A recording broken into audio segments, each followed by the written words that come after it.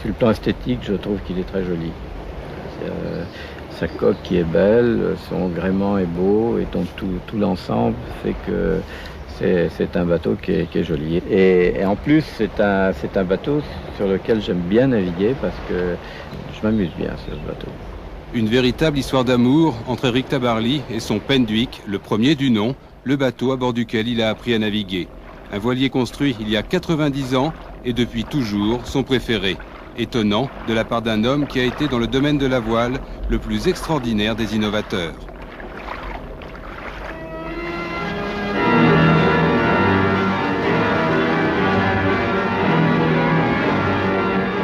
Course autour du monde en solitaire ou en équipage, avec ou sans escale, transatlantique, record. Aujourd'hui, des régates géantes déchirent tous les océans du globe. En une vingtaine d'années, les voiliers sont sortis du domaine de l'empirisme pour devenir des merveilles de technologie. En une vingtaine d'années, les hommes ont appris à naviguer plus vite et plus loin. Un des acteurs essentiels de cette révolution, Éric Tabarly. De Penduic en Penduic, il a changé le visage de la course au large.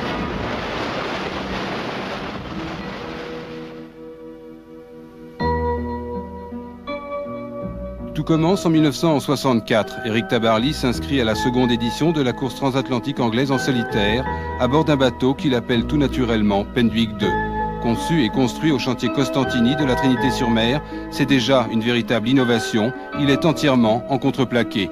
Il n'a besoin que d'une faible surface de voilure, idéale pour un solitaire, mais parfaitement à contre-courant des idées de l'époque. Bien peu, au départ, miseront sur Tabarly.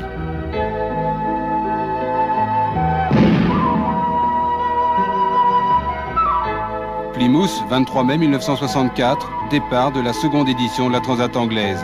Parmi les 15 concurrents, Francis Chichester, à bord de Gypsy Moss, le vainqueur de l'édition précédente. Déjà des multicoques également, ils sont considérés à l'époque comme laids et dangereux. Sur la ligne de départ aussi, le Français Jean Lacombe à bord d'un Golif, un bateau de série, le plus petit bateau de la course. Et bien sûr, Éric Tabarly. Dès le départ, il lisse son spi de 82 mètres carrés, une manœuvre banale aujourd'hui, mais considérée à l'époque comme impossible pour un solitaire. J'avais encore jamais quitté la terre de vue en me disant il y a l'océan à traverser. Alors je me disais peut-être que là ça me fera quelque chose, mais finalement non, c'est comme si on partait pour quelques milles.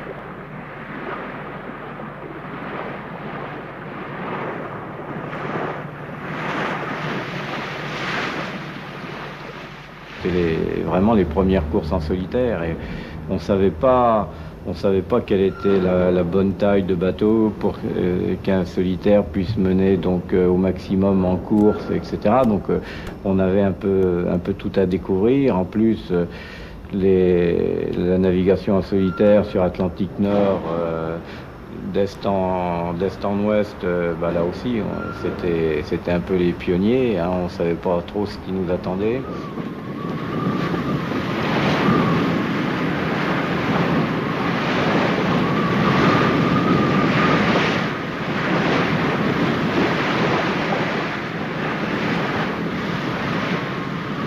Comme Penduic II était un bateau qui était très marin, qui était un beau bateau de gros temps, hein, qui marchait très bien dans le mauvais temps. Et s'il y avait eu encore plus de gros temps, je serais arrivé avec encore beaucoup plus d'avance sur Chichester.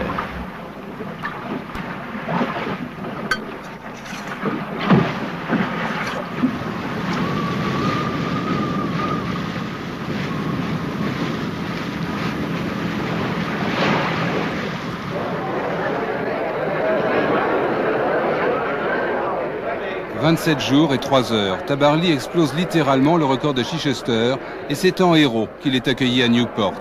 Pour la première fois, la voile a une star.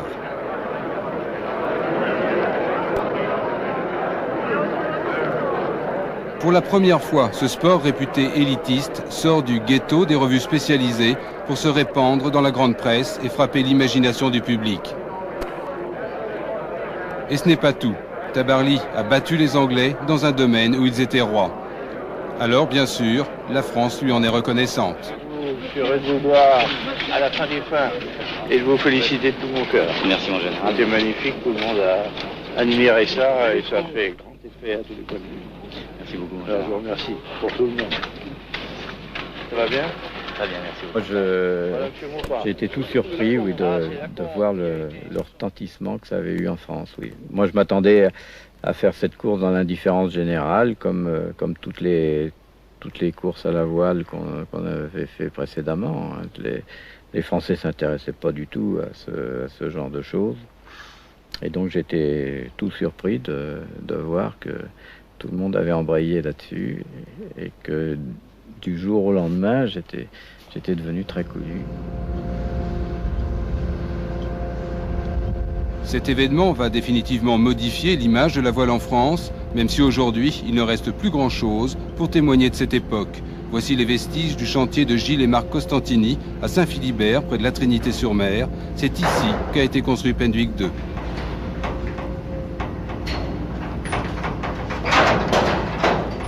Ces tôles rouillées et battues par les vents ont abrité un très grand chantier français.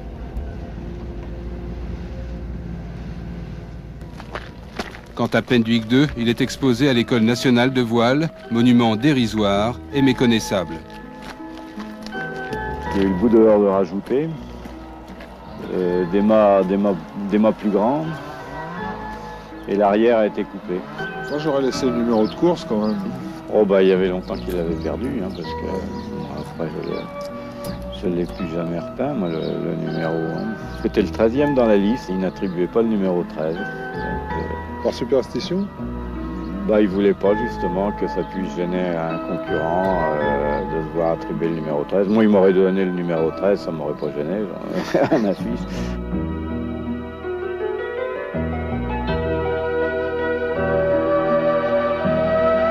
Depuis des années, Tabarly n'est pas remonté à bord de ce bateau. C'est l'heure des souvenirs. Ah, il y a toujours la selle de la cuisine. C'est une selle d'Harley Davidson. Et on n'en trouve plus de ces selles-là. Penduick VI, j'en avais cherché une. Celle-là, c'était juste la selle impeccable.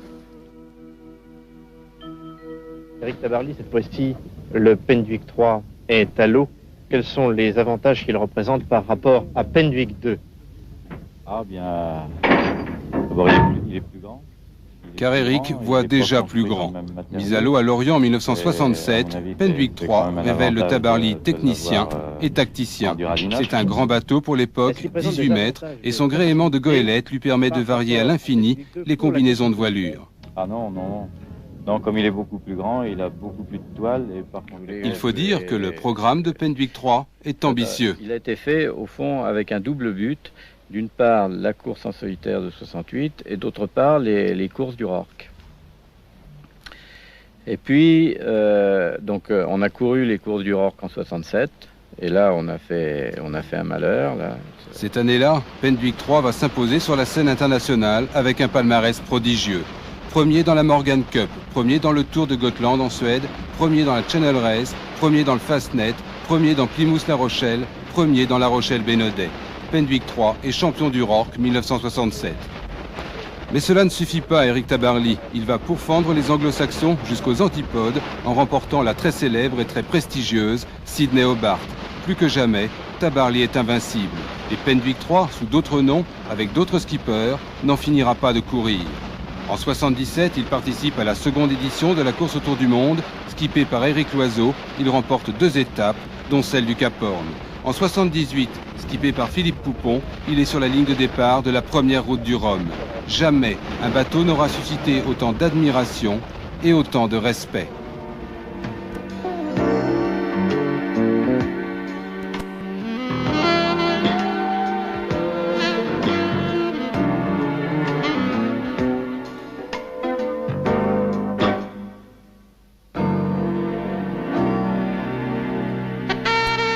Et aujourd'hui encore, plus de 20 ans après ses ravages en compétition, Penduick III est à nouveau dans la course. La plus belle de toutes, le Tour du monde en solitaire, sans escale.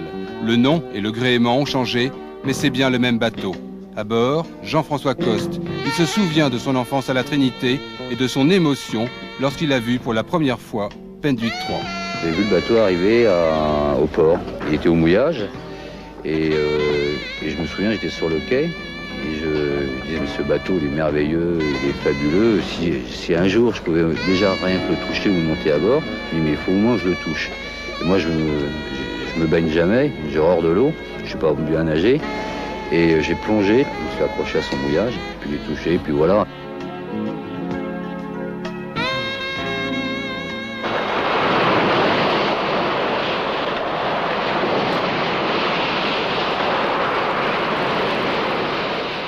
La dernière trouvaille d'Éric Tabarly, la voici.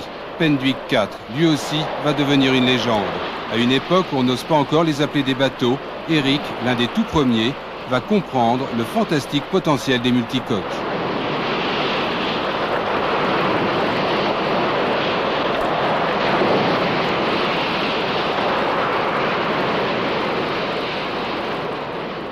J'ai commencé à penser multicoque à ce moment-là. Et j'ai pu naviguer sur un trimaran qui s'appelait Toria. Et Toria m'a vraiment impressionné. Je me suis dit... Toria est ce trimaran qui, en 1966, a remporté la première édition de la course autour de la Grande-Bretagne. Toujours à l'affût des innovations en matière d'architecture navale, Éric Tabarly embarque à bord, et là, c'est la révélation. Mais Toria, je me suis dit, là... Oui, donc dans les multicoques, on doit pouvoir faire quelque chose. Et c'est à ce moment-là donc que j'ai pensé faire un trimaran et qui a été Penduick 4.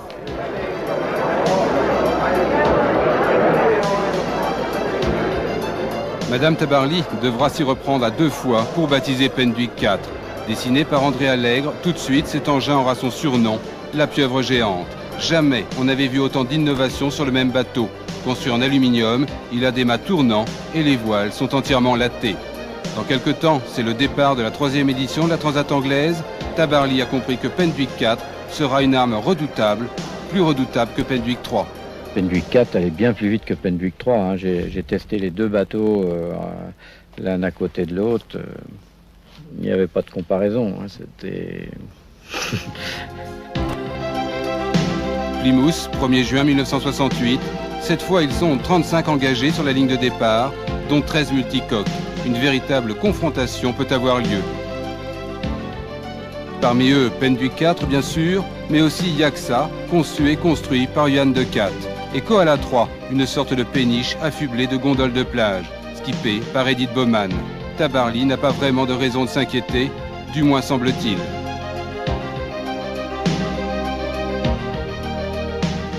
How disappointed are you?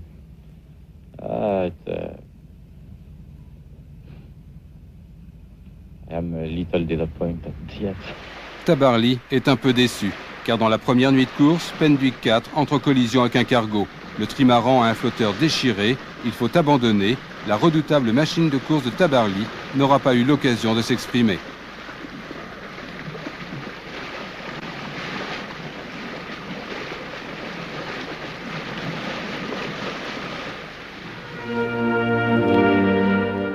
Le vainqueur cette année-là, Geoffrey Williams, à bord d'un monocoque de 17 mètres. Une victoire contestée car il a utilisé une assistance à terre et un ordinateur.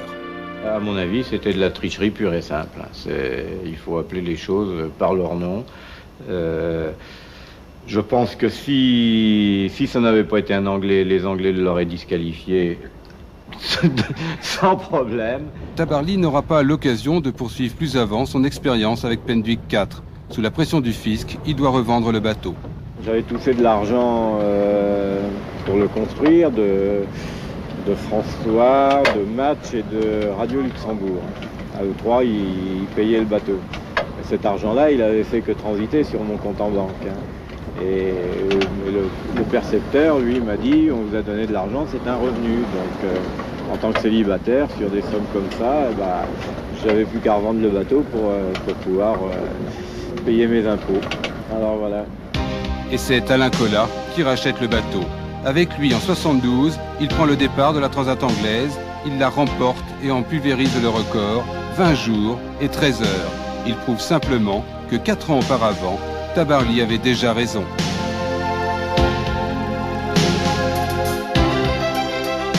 J'étais bien content de voir que finalement, je ne m'étais pas trompé en choisissant ce type de bateau.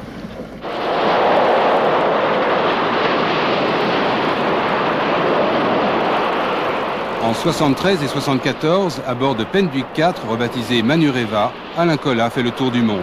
En 78, il prend le départ de la première route du Rhum, Saint-Malo, Pointe-à-Pitre.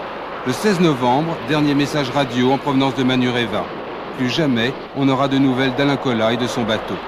La mer a gardé son secret.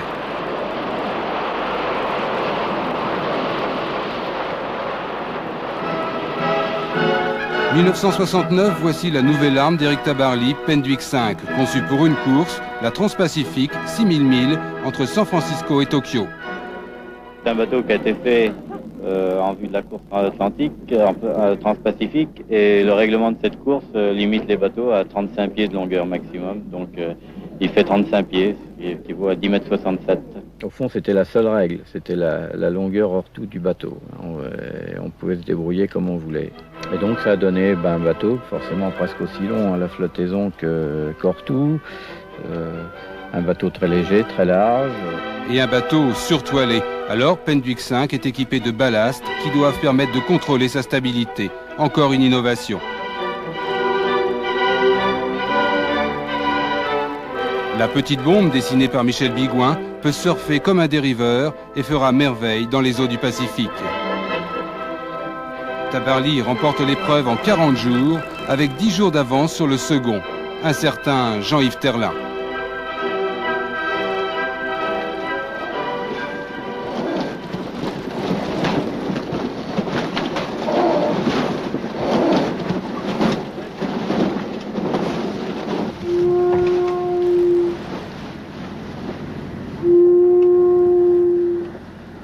Penduic 6. Ce bateau-là aussi va construire la légende Tabarly.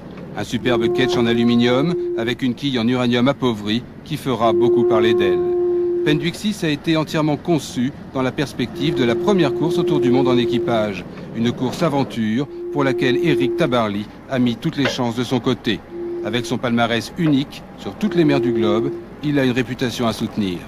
Le voici donc, ce Penduic 6, le dernier né de la lignée des voiliers d'Éric Tabarly. Un voilier de 22 mètres de long, de 5,30 mètres de large. Il pèse 29 tonnes. Il est muni de 2 mâts, l'un de 25 mètres, l'autre de 18 mètres. Un bateau magnifique dont la vision laisse entrevoir les extraordinaires possibilités. Sagement, il attend son heure, l'heure de son baptême. C'était samedi dernier à Brest, à l'Arsenal, là où il a été construit. Bien sûr, Éric Tabarly est là, dans la tribune d'honneur, souriant. Il semble satisfait. On n'a pu avoir que des premières impressions pour l'instant, mais je pense que ça a des chances d'être un bon bateau. Septembre 1973, Portsmouth, le départ a lieu dans l'enthousiasme général, 17 concurrents et plus de 1000 bateaux spectateurs. Ils sont 14 à bord de Penduic 6, un équipage surentraîné, mais qui ne peut rien contre la fatalité. On a cassé 2 mâts. Ce qui est dommage parce que Penduic 6 était vraiment un bon bateau. Je pense que dans cette Whitbread, normalement, s'il n'y avait pas eu ces dématages, elle ne pouvait pas nous échapper.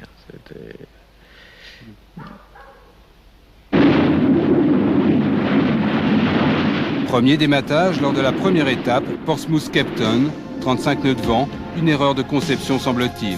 Sous gréement de fortune, le bateau gagne Rio, reçoit un nouveau mât et rejoint à temps l'Afrique du Sud pour participer à la seconde étape, Capton-Sydney, qu'il remporte au la main. Mais la malchance s'acharne, nouveau dématage, lors de la 3e étape.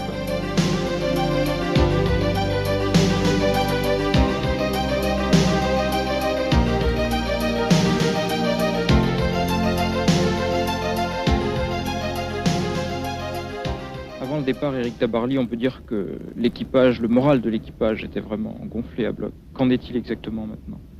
Maintenant...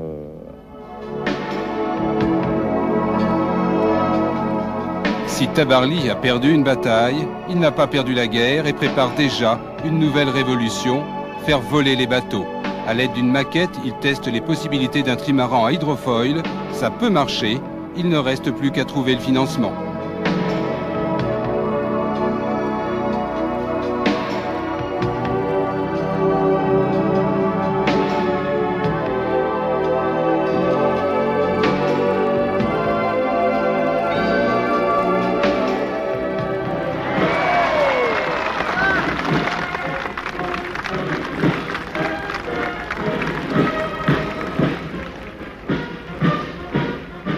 1976, à nouveau, Éric Tabarly est fêté comme un héros. Pour la seconde fois, il a gagné la Transat anglaise en solitaire. À bord de son hydrofoil volant, pas du tout. Il n'a pas trouvé d'argent pour le construire. À bord de Pendwick 6, le bateau de la course autour du monde. Conçu pour naviguer avec un équipage de 14 athlètes, Tabarly l'a mené seul à la victoire. Un exploit inouï, peut-être, mais pas pour Tabarly. Pour moi, la seule incertitude, c'était est-ce que je gagnerais la course. Ça, je savais que je risquais rien. D'ailleurs, ma mère, qui était inquiète de me voir partir avec un si gros bateau, quand elle me disait « Ah, je suis inquiète de devoir partir avec si gros bateau », je lui ai dit « T'as pas à t'en faire, c'est moi qui ai le bateau le plus solide de la course, donc j'arriverai toujours. » Mais le tout, c'était le classement. Ça, je ne savais pas du tout ce que j'allais faire. Comme toujours, le départ a lieu de Plymouth. C'est la 5e édition de cette épreuve. Une transat victime de son succès. 125 concurrents et un favori, le 4-mâts géant d'Alain Colas, 72 mètres de long. Quant à Tabarly, à bord de son Pendwick 6, il tente le tout pour le tout. La Transat 76 restera comme l'une des plus dures et des plus terribles dans l'histoire de la course au large.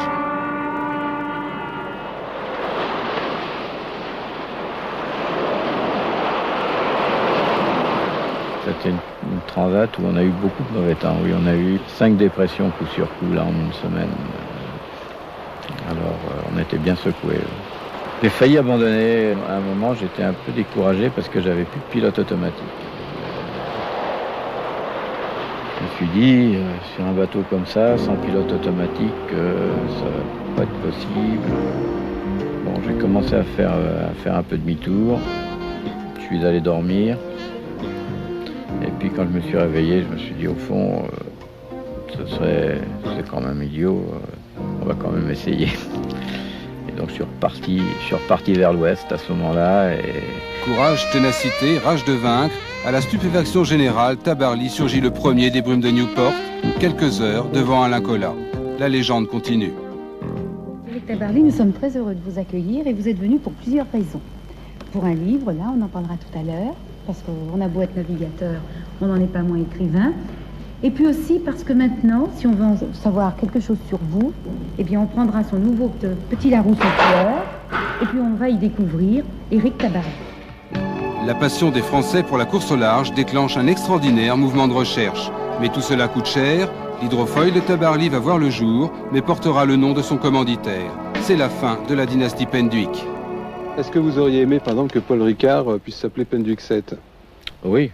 Ah oui, c'est certain que j'aurais bien aimé, mais enfin, c'était pas l'essentiel pour moi. L'essentiel, c'était d'avoir un bateau pour courir. En 1980, avec Paul Ricard, Éric Tabarly est le premier à battre le record de la traversée de l'Atlantique, le record de Charlie Barr. Depuis, il n'a cessé d'être l'un des meilleurs. Il a formé et fait rêver toute une génération de marins. Et aujourd'hui, le plus grand de nos coureurs d'océan nous rappelle quelques vérités sur la vanité des records. Les impressions de vitesse, de toute manière, c'est très relatif, vous savez, à la voile. Quelquefois, on marche à 20 nœuds sur un trimaran et on n'a pas l'impression d'aller vite. Et puis, à 7 nœuds sur Pendwick, on se dit on va vite, là, on voit l'eau qui défile. Au fond, la vitesse à la voile, c'est pas essentiel.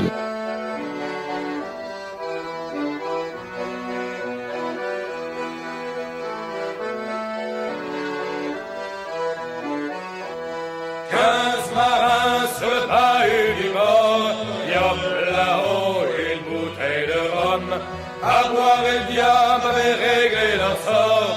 Et hop là-haut, une bouteille de rhum. John Lone Silver a pris le commandement. Des marins évoquent la galère. Il tient ses hommes comme il tient le vent. Tout le monde a peur de Long John Silver.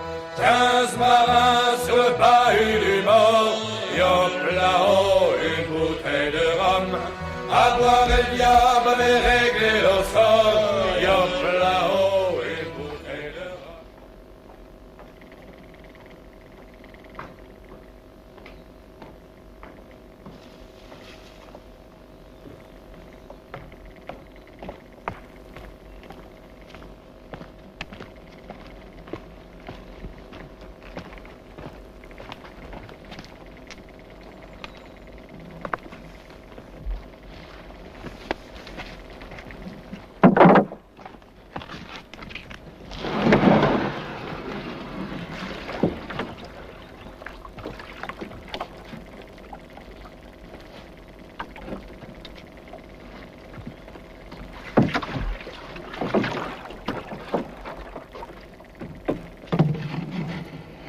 Penduic, tête noire, la mésange en breton, le nom depuis longtemps célèbre de la plus prestigieuse lignée de bateaux, les bateaux d'Éric Tabarly.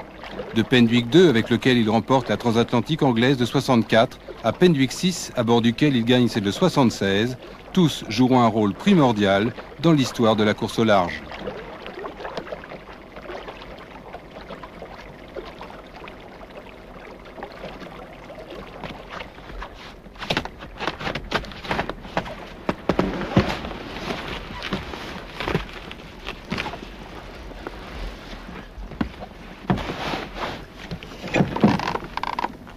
Il est pourtant un bateau qui occupe une place à part dans le cœur d'Éric Tabarly.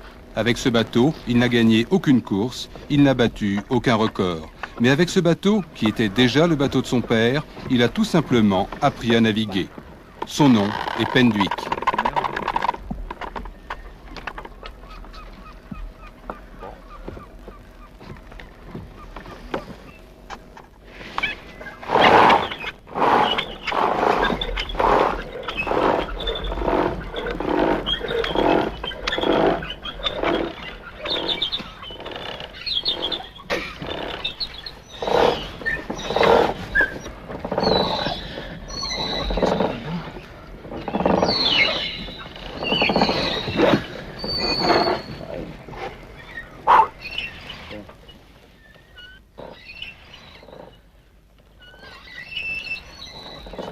Plusieurs fois sauvé de la démolition, Penduic n'avait pas navigué depuis plus de 25 ans.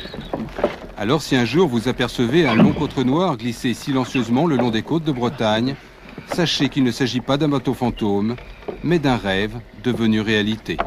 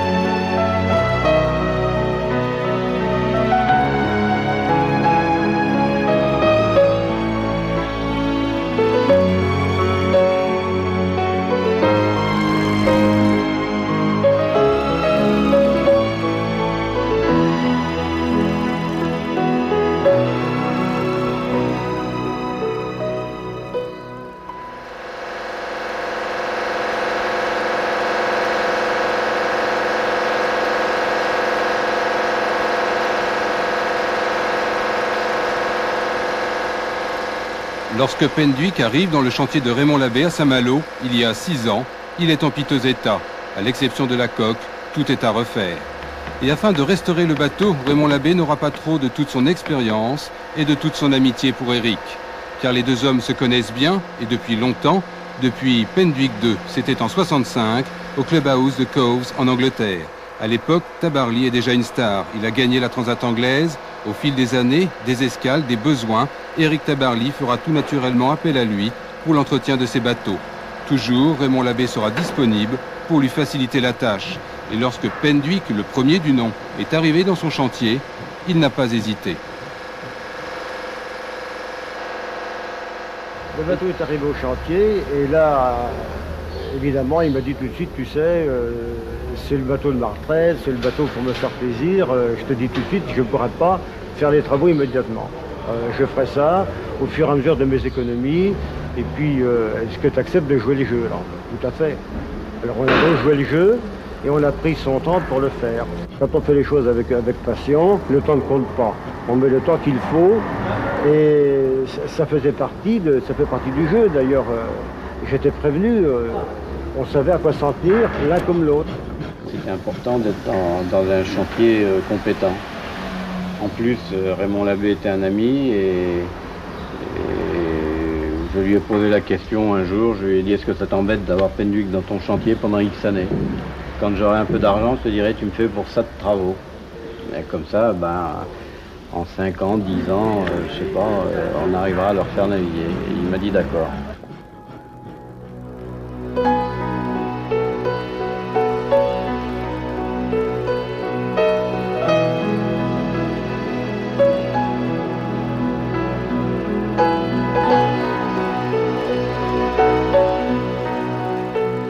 Penduick est un côtre de 15 mètres de long, 3 mètres de large, et il peut porter jusqu'à 120 mètres carrés de voilure. Il témoigne d'une époque où les bateaux étaient fins, élancés et rapides. Il témoigne d'une époque où peut-être jamais les voiliers n'avaient été aussi beaux. Il fallait donc sauver Penduick.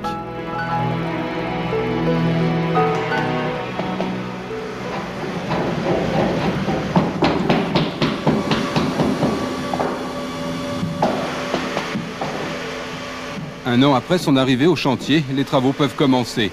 Il faut d'abord enlever tout ce qui est irrécupérable, le pont, les superstructures. Il ne reste que la coque nue. Il faut ensuite réviser les membrures, la charpente, refaire les aménagements intérieurs et bien sûr, un nouveau pont. Penduick sera restauré tel qu'il était à l'origine.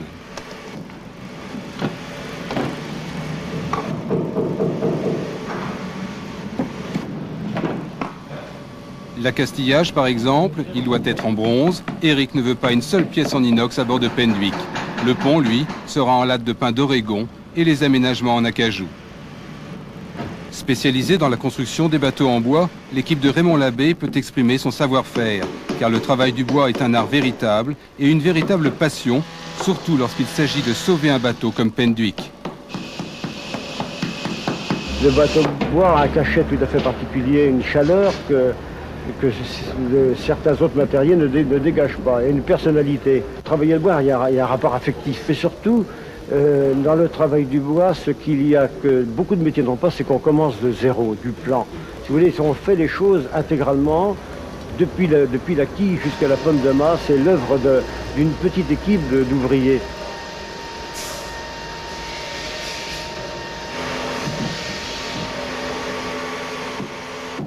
On a surtout voulu conserver l'aspect qu'il avait à l'origine, c'est-à-dire que le pont à l'origine était en pin.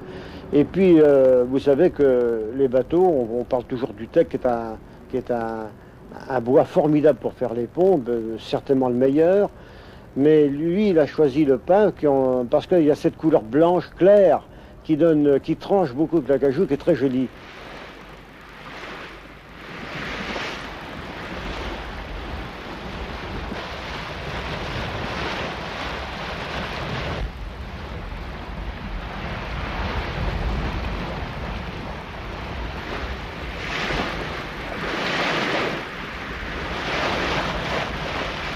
La compétence et l'amour des beaux bateaux ont fait que Penduick a retrouvé son cachet d'antan. Et il est tel qu'à l'origine, ou presque, car aujourd'hui, on ne navigue plus de la même façon.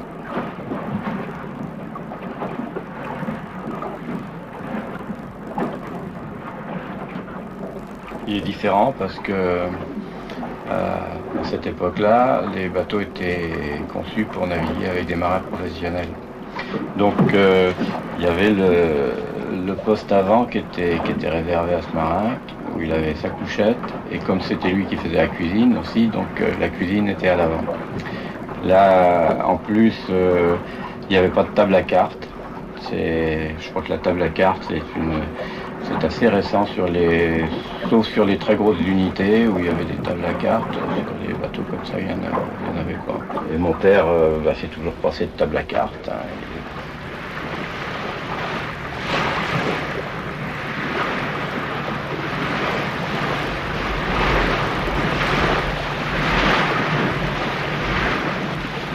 Éric enfant ne rêve que de mer. À bord de Penduick, il apprend à barrer et éprouve ses premières joies de marin. C'est son père qui l'initie à la voile. Il a acheté Penduick donc en 38.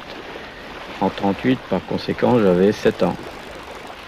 On naviguait en famille, oui. Il y avait donc mon père, ma mère, et ma sœur, et puis moi.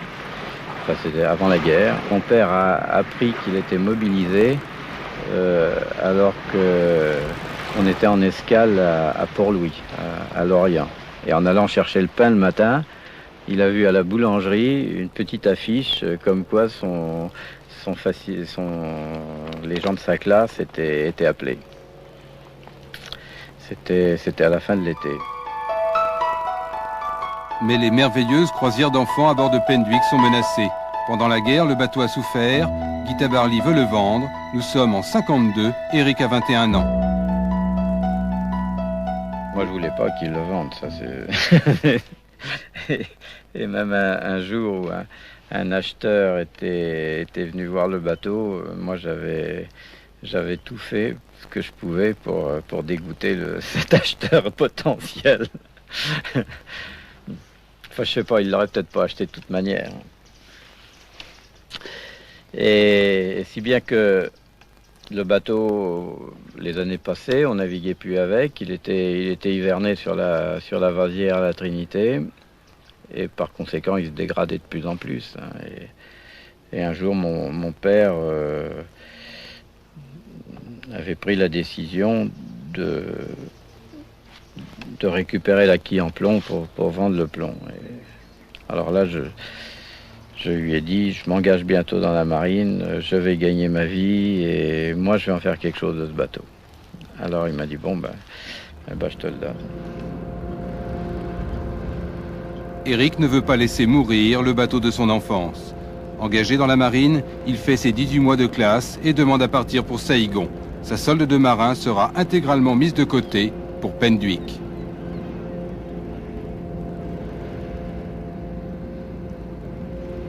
Celui-ci attend dans la rivière de la Trinité, mais continue à se dégrader. Tout à côté, le chantier de Gilles et Marc Costantini, un chantier prestigieux auquel sera confiée la remise en état de Penduick. Mais lorsqu'Éric est de retour, sa déception est immense. Et là, ça a été un jour très triste de ma vie parce qu'on est allé chercher le bateau sur la vasière, on le tire au sec au chantier, et puis là, Gilles Costantini va voir et il me dit, tu sais, ton bateau, il est foutu.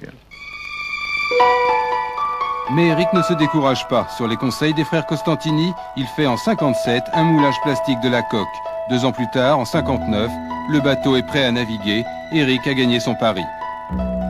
Avec ses amis de l'école navale, les croisières buissonnières à bord de Penduick vont pouvoir reprendre. À l'aide de vieux parachutes, Éric confectionne même un spi pour son bateau. Entre 2 régates, croisière au Scilly, qui se termine par un échouage, qu'importe, on attendra la marée haute. Éric a maintenant 30 ans, c'est un jeune enseigne de vaisseau, le virus de la course ne le quittera plus, son projet, la Transat anglaise. 1964, on fête sa victoire à bord de Penduick 2. À quelques mètres, l'autre Penduick, le premier. Tabarly, le coureur, n'a plus le temps de s'en occuper, mais ne l'oublie pas. 1982, c'est remorqué par Penduick 6, le dernier de la dynastie, qu'il arrive au chantier Labbé. Un convoi routier n'aurait pas été digne de lui.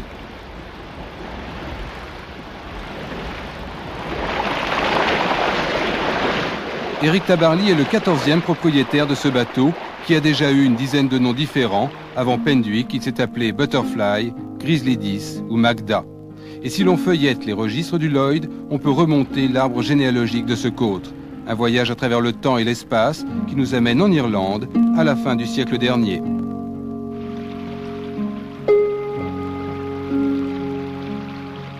Car Penduick est né ici, sur la côte sud de l'Irlande, à quelques kilomètres de Cork.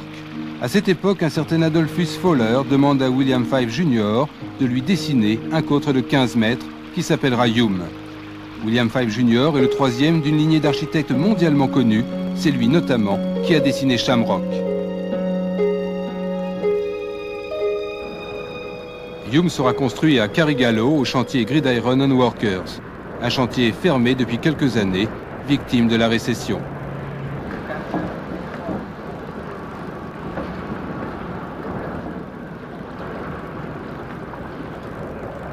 Mais ici plane encore l'esprit d'un homme qui lui aussi avait la passion de son métier.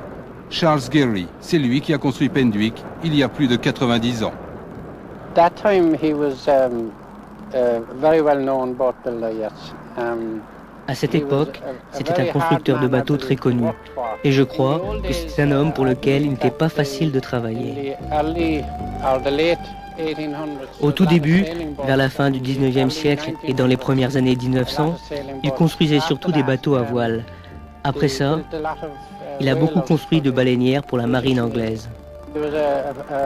C'était un artisan fabuleux. C'est une tradition familiale de construire des bateaux? Oui, c'est vrai. Un certain nombre de ses fils, dont mon père, ont repris le métier de constructeur de bateaux.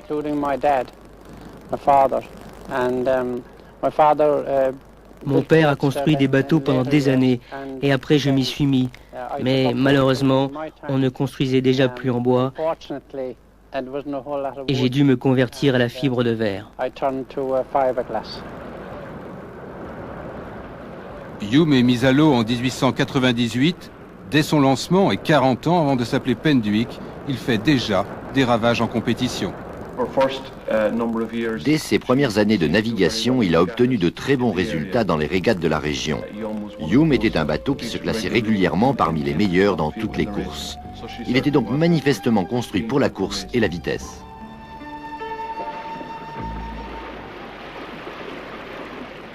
Une tradition de régate toujours très vivace dans ce petit coin d'Irlande.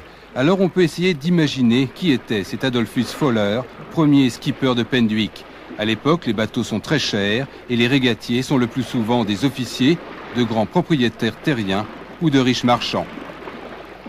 Tous se retrouvent en tout cas au Royal Cork Yacht Club, créé en 1720. C'est le plus vieux yacht club du monde et est-ce un hasard? Il est à 2 pas de l'endroit où on a construit Hume. Pas étonnant alors que dans la région, on ait la passion des vieux bateaux. C'est magnifique de voir un bateau comme Hume revenir à la vie et naviguer de nouveau. C'est dommage de confiner un vieux bateau dans un musée à terre. Ce qui est bien, c'est qu'il soit à flot et qu'il navigue. C'est ce pourquoi il a été construit.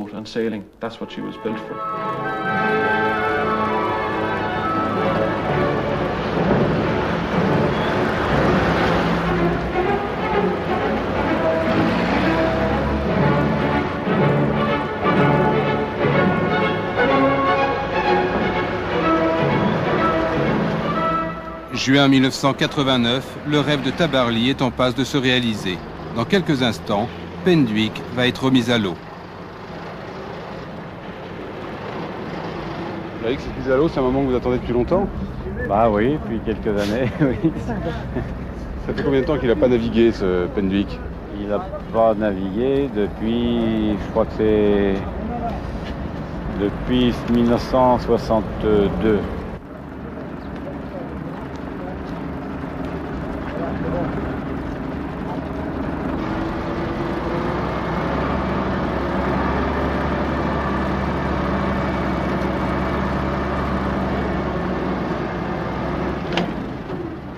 Penduick ressuscité. Assez curieusement, il ne reste pratiquement rien du bateau d'origine.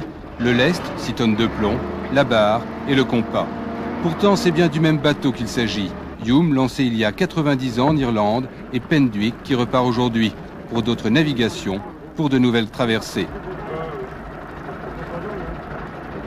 Bientôt, Eric pourra reprendre la barre du bateau de son père.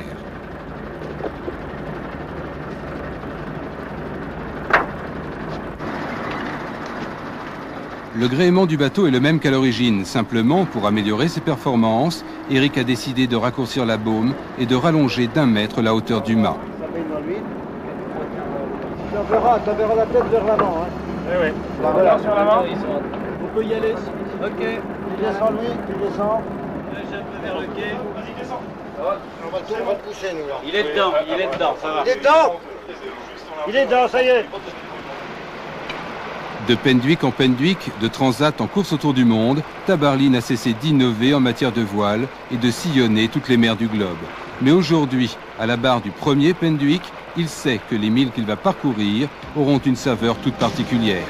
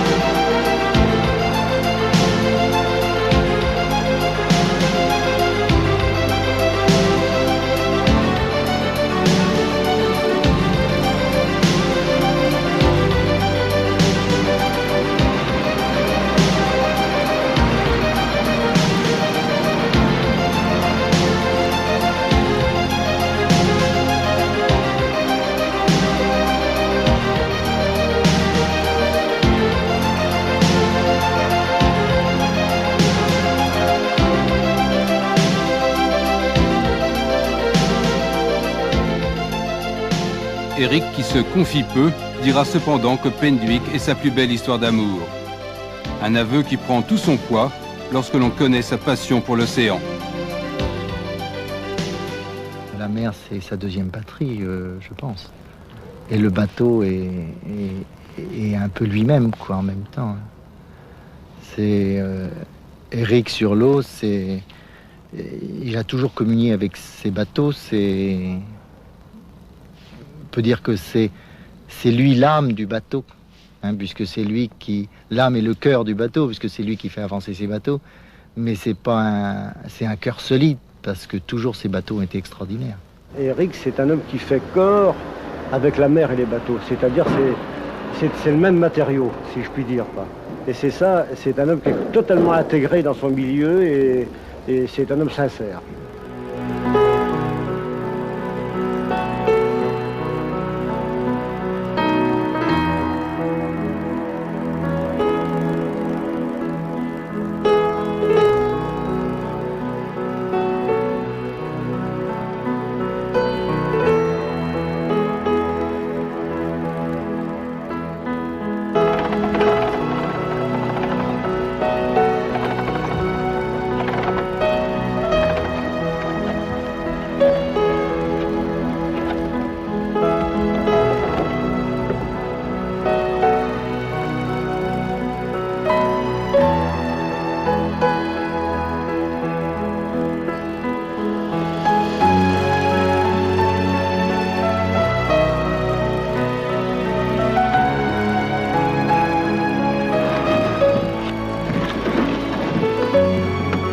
Je l'avais toujours gardé pour ça, d'ailleurs, ce bateau, en me disant, je naviguerai un jour avec ce bateau-là, et ce sera le bateau de mes vieux jours.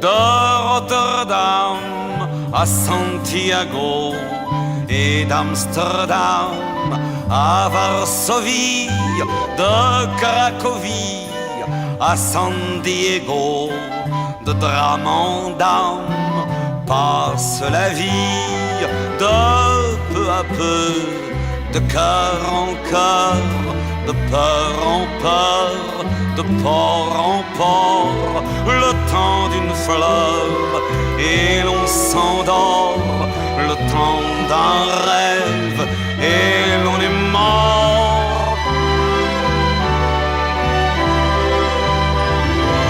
De terre en terre, de place en place, de jeune vieille en vieille grâce, de guerre en guerre, de guerre lasse, la mort nous veille, la mort nous glace, mais de bière en bière, de foire en foire, de verre en verre, de boire en boire, je mords encore à pleines dents, je suis un mort encore vivant.